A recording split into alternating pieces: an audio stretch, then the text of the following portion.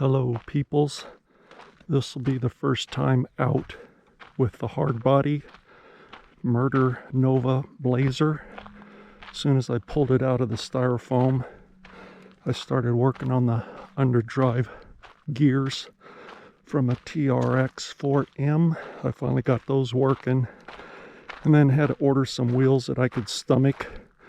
Fronts are 80 grams, combination of the tire and rim, and the backs are 75.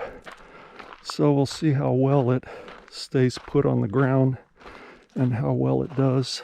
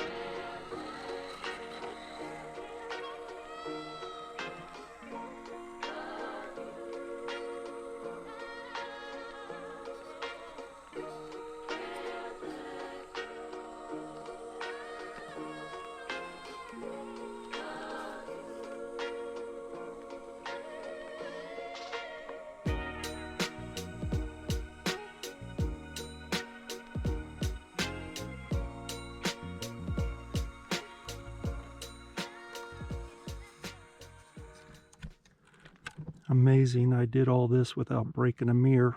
Sure wish a manufacturer would start making them out of Jello. Catch you on the next one.